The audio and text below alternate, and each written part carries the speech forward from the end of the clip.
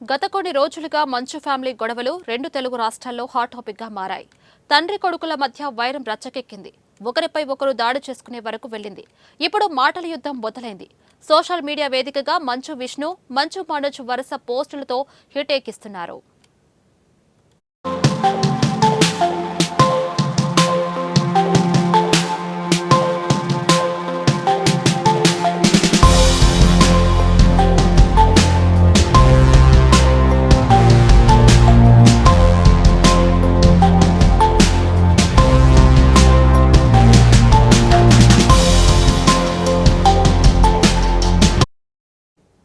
తాజాగా మనోజ్ ఎక్స్ వేదికగా మరో ఆసక్తికర పోస్టు చేశారు.